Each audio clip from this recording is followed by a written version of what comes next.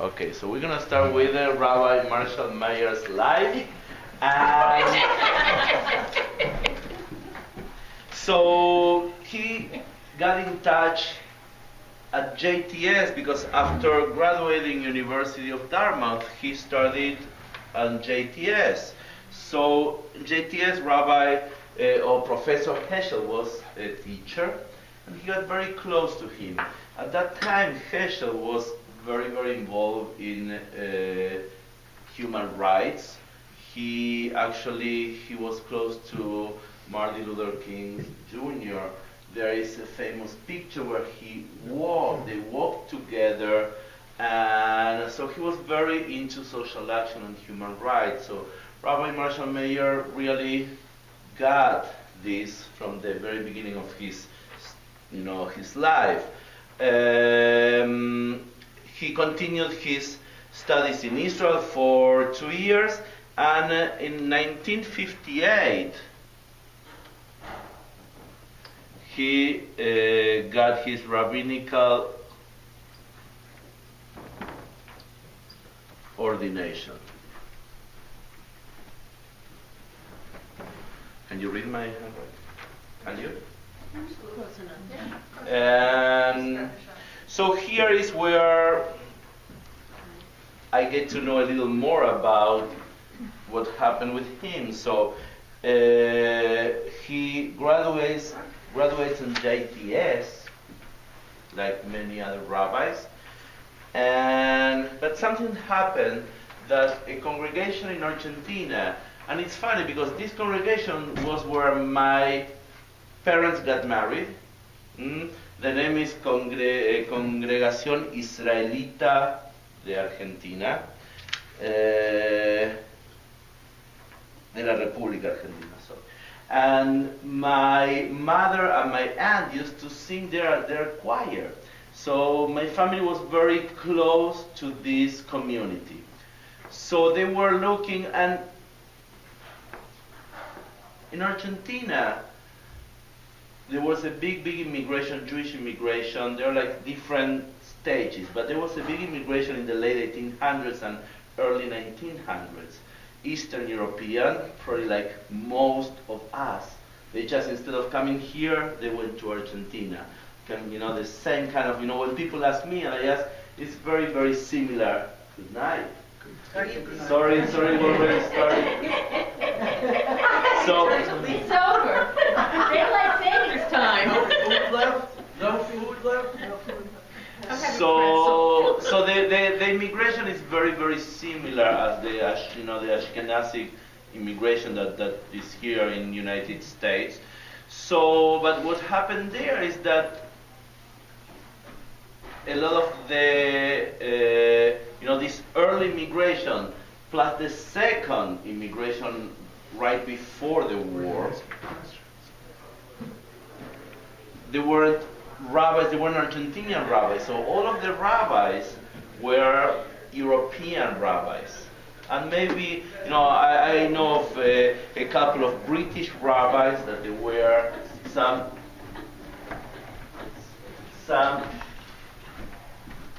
hello, welcome.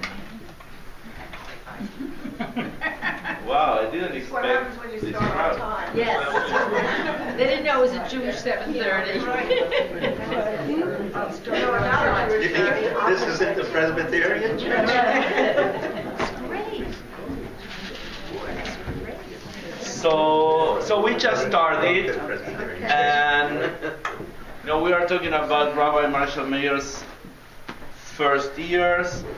He graduated, he got rabbinical ordination very, very fast, and a group of Argentinians, some leadership from this Congregación Israelita de la República Argentina, where my mother and aunt used to sing, and they were very involved in their choirs and in their high holidays and so on.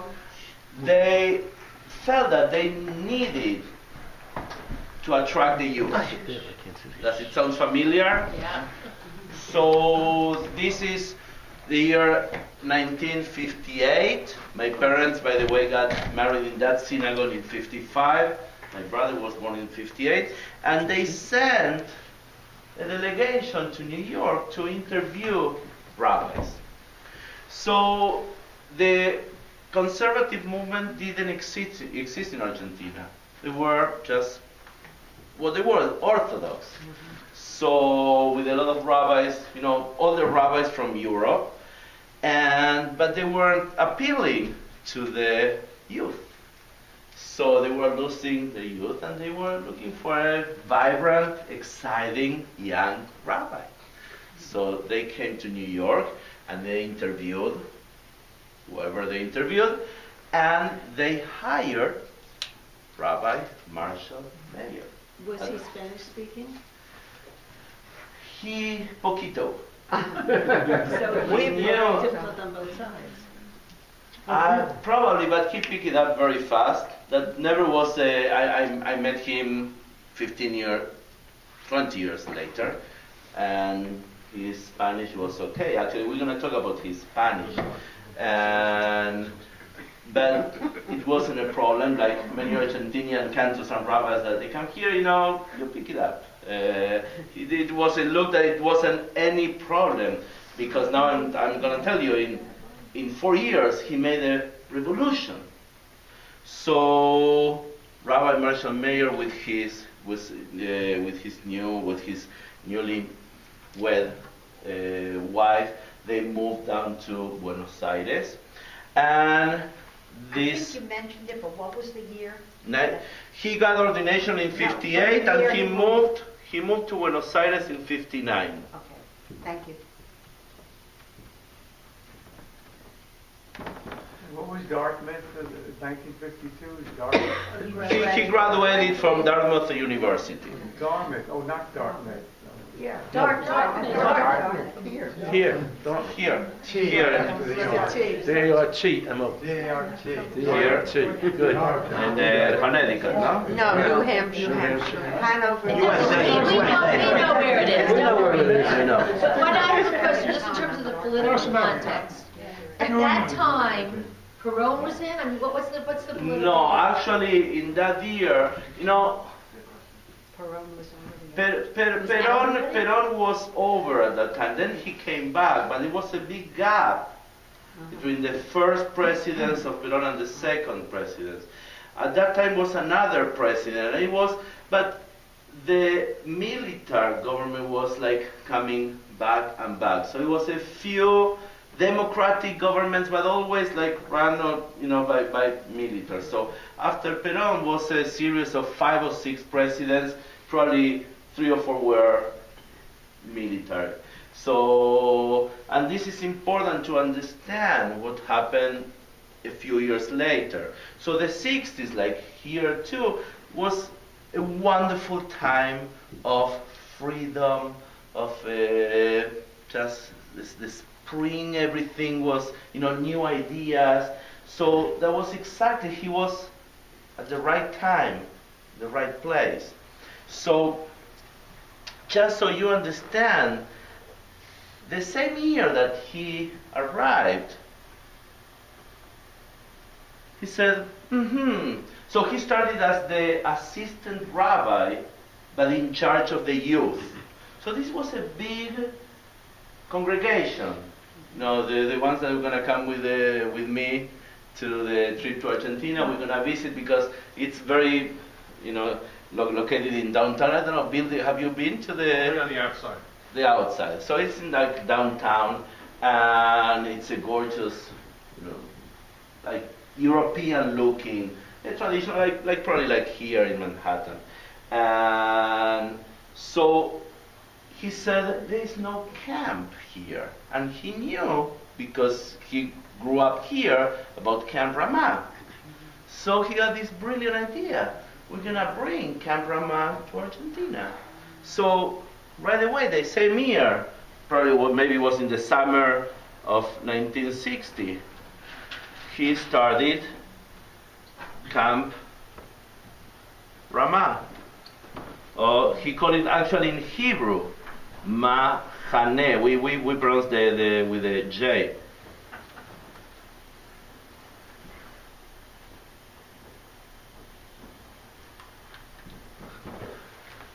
So first year, Mahane Ramar. So it was a huge success. He got hundreds of kids.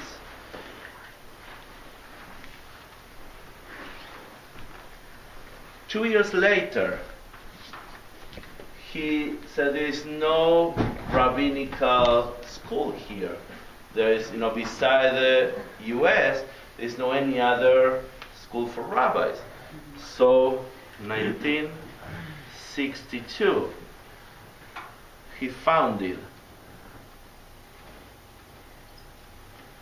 el Seminario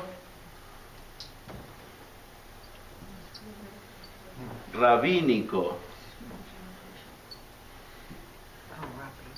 Latinoamericano. Do you know how to spell it all? Will you know the difference? Rabbinical Seminar for Latin America. What was the approximate size of the Jewish community in Buenos Aires in those years? I guess that it was between 250,000 and 300,000. So It was there was big. a basis for things like that. So he was very, very smart. He said, there is a huge potential here. Absolutely. And then going to the entire South America. There are Jews everywhere. There in Bolivia, in Chile, in Uruguay, and then if you go Venezuela, Colombia, Ecuador, Brazil, and later on the rabbis ordained here. And I have here a list of 86 rabbis, updated to this year. They're serving all over South America, in Israel, and of course here there are like 15 rabbis serving in U.S. So his legacy and the inspiration was really unbelievable. So in 1962, he founded the Seminario Rabínico. So now, knowing a little bit about Jewish political life, I can't imagine the effort that it was to bring the leadership, because it's not that you wake up and say, I'm going to create this. So you need leadership, you need people to support, So in the 60s, and I know this from my parents, of my family, it was really a time of bonanza. People were, economically it was a very good time for everybody, but for Jews too. So I know that people were really, flourishing, and also the 60s, people, were having new ideas. So it was really exactly, the time. So yes. I just wonder what the feeling was, so many Jews getting together and organizing camps and schools and rabbinical schools, and yet after the war, so many Nazis came and seemed to get. Yeah, let me tell you, and this is I'm not sure if you call it a myth. For me, it is kind of a myth, because I have this all the time. Argentina, there are so much anti-Semitism and all the Nazis when they are. Let me tell you something. I grew up there. You never ran into a Nazi. I never met a Nazi in my life. If it was, if once in a while it was like somebody writing a swastika, yes.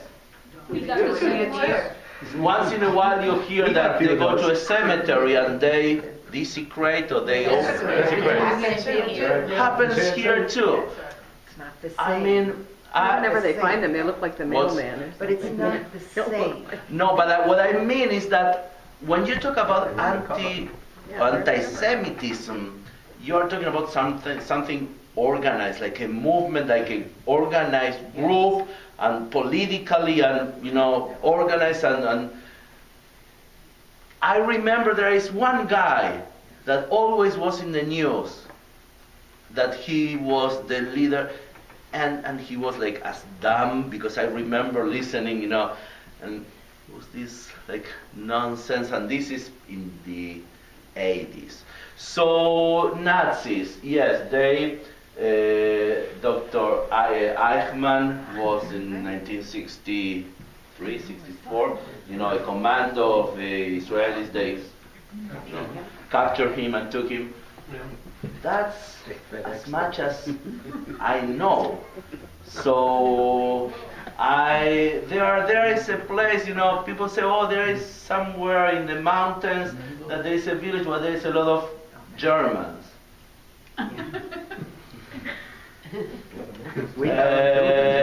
I don't have any evidence that there is a huge group of people, Nazis, that they moved to Argentina after the war. If they could be, but if they did, they just. Well, they probably want to remain underground because they were being hunted. Sure. Well, but you know what? But no, but if that group was really. Outstanding. And they wanted to take over, they would stay under, for a few years, and they would come the up. German refugees didn't settle in Buenos Aires. They went to the south, which was the colder because country, the country, and the weather is very similar. If you visit South America today, there are German communities in the south of both Chile and... Yeah, but it's unfair. I think it's really unfair to consider that they're Nazis. No. Yeah, the Germans Could be, but... No, I guess in one sentence I would say, the impression that I got all the years was that it was fertile ground for them to come. They were welcomed. Yes, and that part is true because Perón, and I'm not a political scholar, but what I do know from Perón, and he died when I was, a little, but he was so corrupted. I mean, corruption is the concept. I don't think that he was that idealist, that he was so into the Nazi party or into the... but they were willing he to was pay into big the money bucks. party, so he got paid huge money. In the way from Meyer. Yeah, we are turning. Yes. Thank you. Let's come back. So one other thing. My understanding was, toward the end of the Second World War and after the war, the Jews were able to come to Argentina when other countries were locking them out. yes, So that it was a Gaby's sympathetic- grandfather, in 1936, Right. he went to Argentina. Was U.S. open in 36? No. So we're gonna watch in a few minutes. Right. There is, and remember this because there is a phrase from Rabbi Marshall Meyer that one thing that he regrets, one thing, if they can go back, and you're gonna watch, and it gets really chills, if we can go back to 1942 and have the courage, the Jewish community, to stand up and to go to Washington, because at that time it was against the law. Right. What law? So how come the Jewish community? So let's come back here, and then we're gonna watch. It's a 27, 28 minutes. So I want to leave time for that. So 1962, he founded the seminar. So that wasn't enough for him. So in 1963, he founded Comunidad Betel. They have the kippah. So this is the kippah from there. So in 1963, he founded Comunidad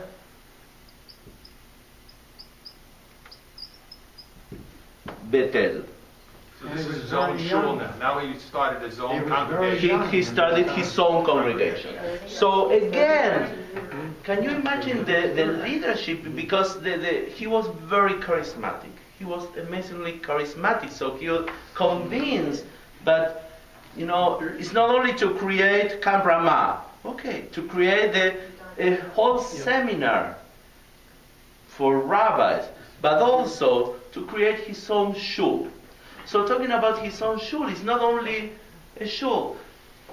The building, and I know the building pretty well. was built probably in 62, 63. I think that the first year they bought a little house, so it took a couple of years to build. Now, 50 years later, it's so modern. So the architecture was totally ahead of his time. 50 years at least ahead of his time. So it's a beautiful, very, very, and I couldn't find pictures. I have pictures because Tamara's bat mitzvah was there, and my wedding was there. So, but very, very, very clear, very bright, with a beautiful dome. So beautiful building. So this is 19. What he did in these 5 years, 4 years since he arrived to the country. So we're gonna skip to 1976. So up to here, everything was beautiful. It was growing.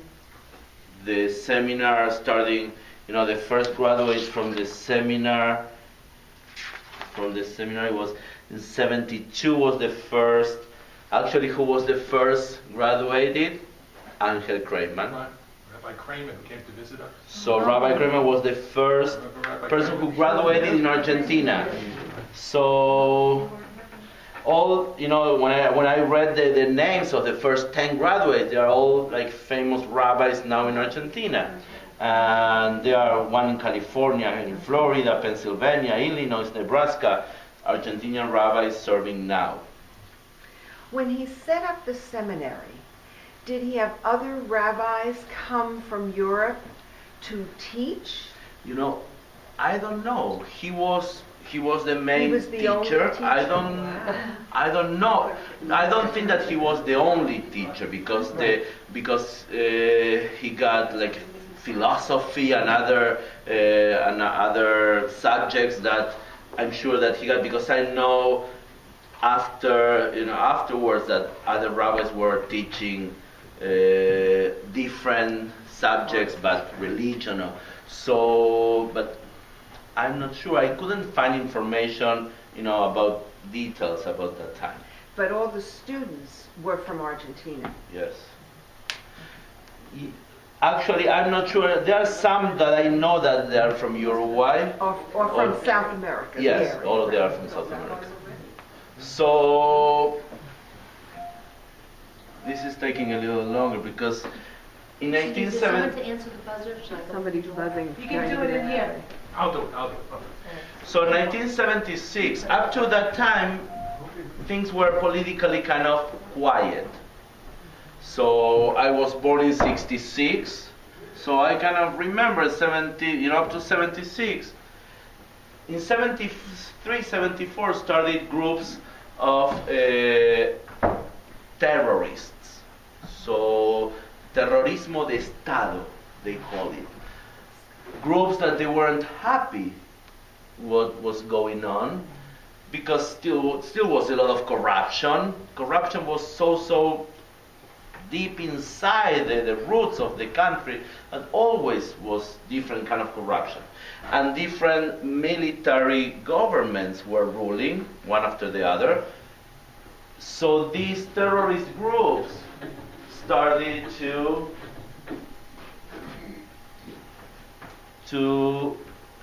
slowly to have, to kidnap this one here, kidnap the other, to put some bombs. So I remember, growing, that they started, they were communist, oh my God. And so they were very young, very, very young, because most of them, they're still alive. And this is 50 years later, so they were probably in their 20s. They were, middle 20s or 30s, the leaders of the Montoneros. You know that word? Means anything? They were people, that they were trying to take over. So things started to get really, really nasty, especially in 75 and 76. And in March of 76, it's funny, in Argentina, you hear this thing all, especially at the times, please, militaries, come and save us. And that was over and over. People said, it was this myth of, the military government will bring order, structure, because things were like chaotic. So, 1976, big revolution, the military government take over and start what they call la guerra sucia, the dirty war. Why? Because they started kidnapping all the leaders. I mean, not leaders, everybody who they thought that they were involved in this. So I'm going to try to skip because... So, a lot of kidnapping and a lot of people disappeared. So they're called the desaparecidos. So 7 years later, people found out that there were 30,000 people that disappeared. A lot of people, they survived. So several thousands and thousands of people were tortured, killed. So here is where comes Rabbi Marshall Meyer and his other face, human rights. He was so involved because probably as an American, the military government, they were afraid. They didn't want to get, United States upset. And remember, there weren't that many foreign people. So this guy, rabbi, with really guts, went to confront these people, like face to face. There are many stories, it wasn't once. He would go and he says, I'm looking for so-and-so, I know that you have him, I want to talk to him, and he was so amazingly brave. On the other side, he helped save a lot of people, helping the people to come here to US. He had a lot of connections through the embassy. So he did an amazing job helping people and also visiting people and giving people hope. There are amazing stories about the rabbi visiting people at jail.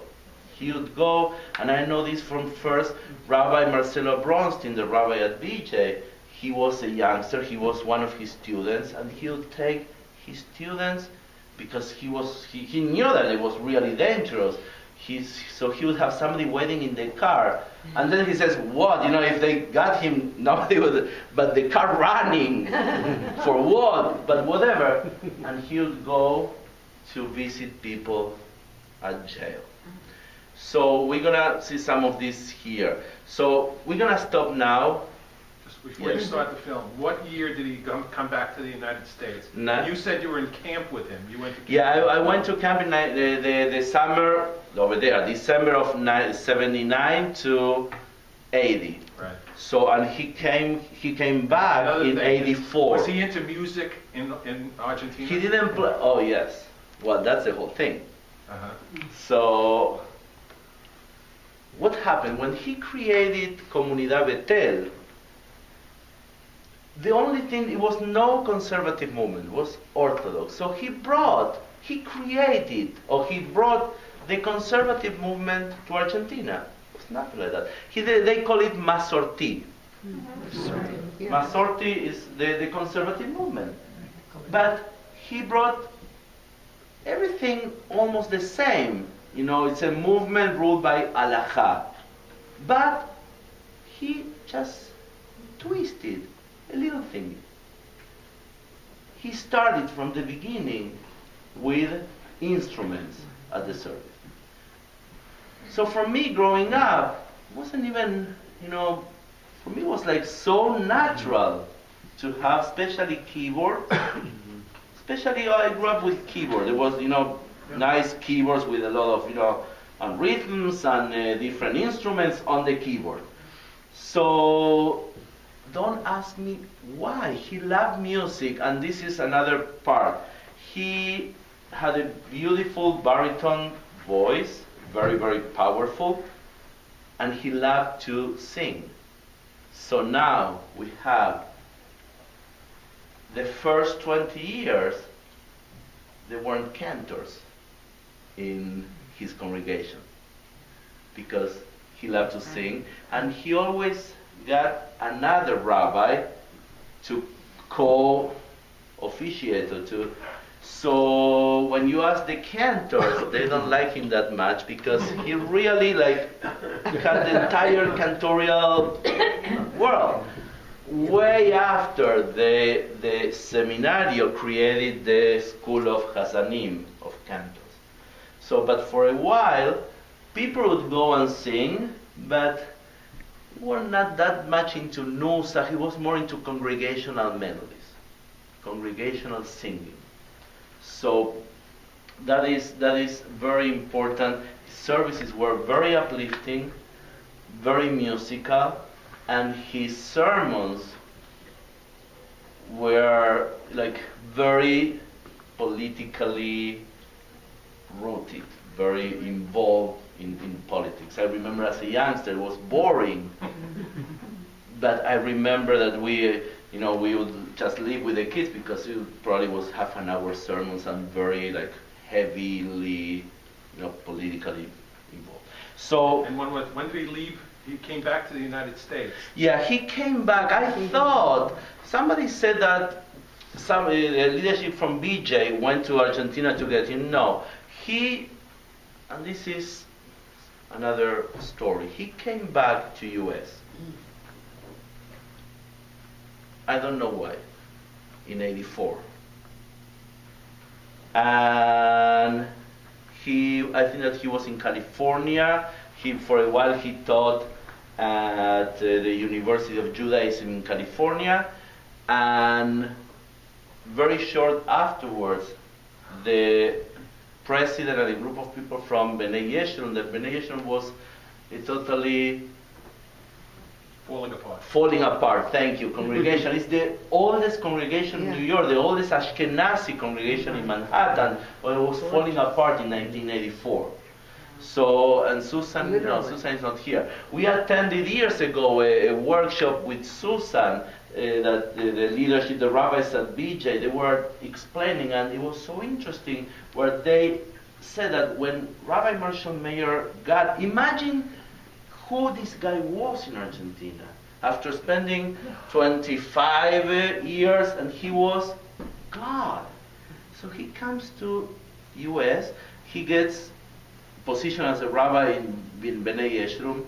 I think that they have maybe 20 families, 40 families. It was Rabbi Matalon tells that he remembers Rabbi Marshall Meyer with a bag of quarters, making phone calls for people to come to Minyan. Wow. And how many thousands of families they have now? Now, 1,800. Wow. But Rabbi Marshall Meyer, that inspired hundreds of thousands of Jews in Argentina, was making phone calls to ask people to come to services. And he wasn't embarrassed. And he didn't, in Spanish we say, none rings fall. There's an expression, when you have rings and, you are so... He did it before caller ID was available. So, and 8 years later, a year later, he brought one of his students, Rabbi Matalon, one of his students, and a year later he brought the music director, the keyboard. He was like 24, 25 at Ipriven. But he started since he was a teenager at Bethel playing the keyboard, and he brought him to New York at the age of 25 or 26 as the music director of BJ. So the vision of this rabbi is unbelievable. So let's... Cantor, what happened to everything in Argentina when you left? Kept flourishing. Oh, really? They're all doing very well. Yeah, because he left the foundations. He left the foundations. Now we have, I'm not sure about the number of Jews, because a lot, there are different other reasons. A lot made Aliyah, a lot came here, Spain, but the Jewish communities, beside the economic part, but they are amazing. I have a lot of friends. My nephew, it's very young, but he's getting very, very involved in communities, and there is an amazing, vibrant Jewish life. Even now? Yes. Yes. So there is another part. Probably if somebody over there listens and says, "What are you talking about? Are you crazy? Everything is falling apart." Yes. I have my nephew calls me, a couple of weeks ago. He says, "So I need to raise. We are doing a dinner, Shabbat dinner, or something, and I have to raise, I don't know, $40. I mean, a ridiculous amount. And I can't ask the kids to bring whatever money." So people are struggling, but the creativity that is there. So that's why sometimes I struggle with, you can do a lot of things without money. A lot of things. So, What's so funny? okay? What's love? Eh?